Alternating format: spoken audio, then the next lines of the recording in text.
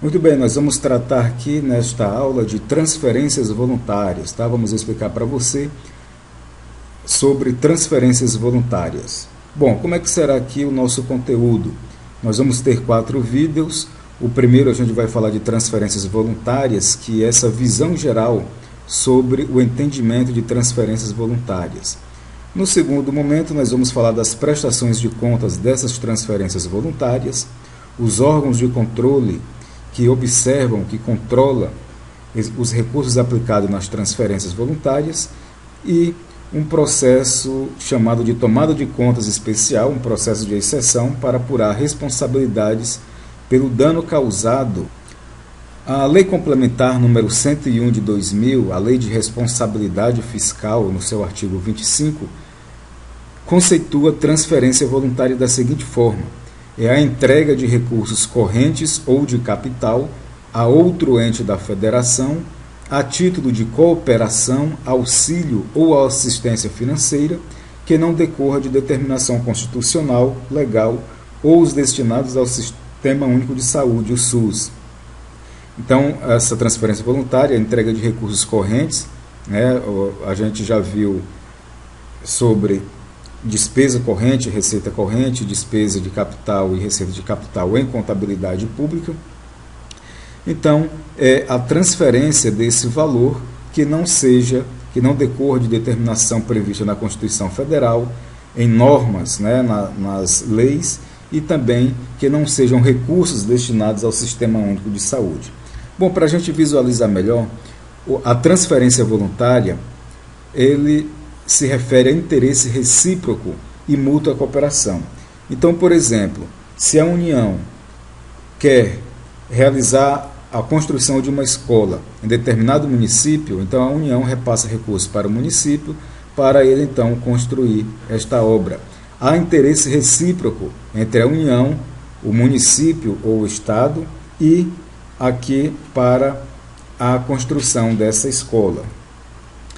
Diversas normas dão o regramento para a aplicação desses recursos ou falam sobre transferências voluntárias. Nós temos aqui um exemplo, a Lei 12.919, de 24 de dezembro de 2013, que é a Lei de Diretrizes Orçamentárias de 2014. Essa lei, ela diz que o município, ou seja, o conveniente, né, Distrito Federal ou município, tem que colocar previsão de contrapartida na lei orçamentária do Estado. Então, a União repassa determinado valor, o município e o Distrito Federal complementam um valor percentual, conforme está aqui no parágrafo 1º, desse valor que a União está repassando.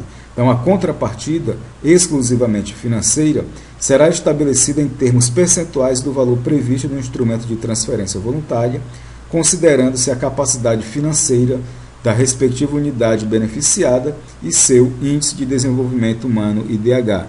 Então, um exemplo, se um convênio é de R$1 milhão, dependendo do município ou dependendo do Estado, conforme for aqui o seu Índice de Desenvolvimento Humano e a sua capacidade financeira, essa entidade vai participar com a contrapartida de 10%, 15%, e aí a Lei de Diretrizes Orçamentárias vai dizer qual é este percentual.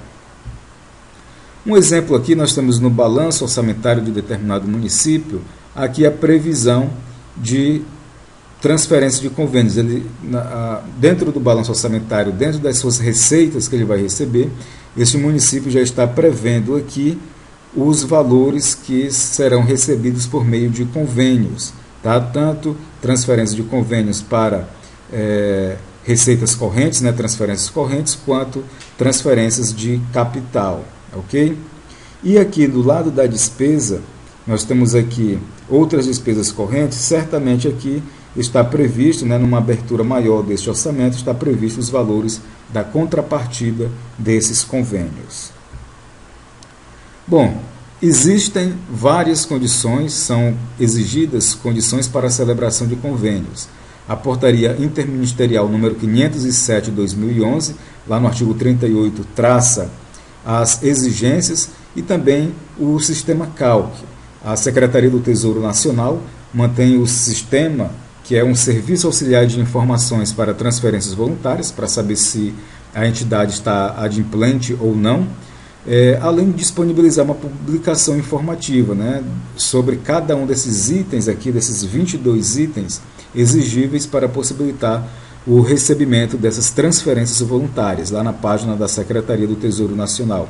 Então, as exigências são diversas aqui, como, por exemplo, exercício da plena competência tributária, aplicação mínima de recursos na área da educação, na área da saúde, regularidade previdenciária, ou seja, o sistema previdenciário do ente, né, do município ou do estado, regularidade perante a Fazenda Pública Federal.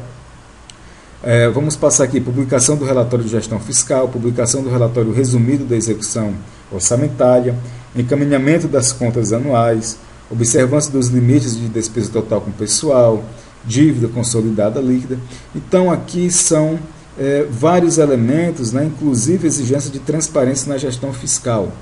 E aqui precisa de um profissional para prestar esta assistência ao, por exemplo, um município que pretende recorrer a recursos de transferências voluntárias para construir determinado objeto. No nosso exemplo aqui desta videoaula, a gente está falando da construção de uma escola. Bom, na execução do convênio, na execução dessa transferência voluntária, o município ou o estado que recebe esse recurso deve realizar licitações e contratações, observar a legislação, né, a lei 8.666, a lei também do pregão, a lei 10.520 de 2002, deve gerenciar os recursos financeiros, como realizar aplicações dos recursos e também efetivar os pagamentos, conforme prevê a instrução normativa, ou melhor, a portaria interministerial neste momento, manter guarda de todos os documentos do convênio, que no caso esse convênio aqui para a construção desta escola.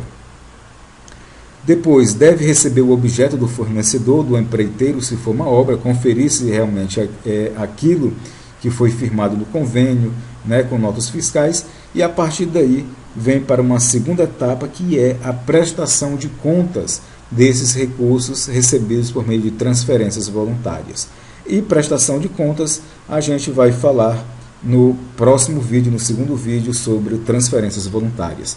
Bom, acesse www.contas.cnt.br e assine a nossa newsletter para você receber novidades do site contas.cnt, ou também assine aqui a nossa página no YouTube. Até a próxima, então.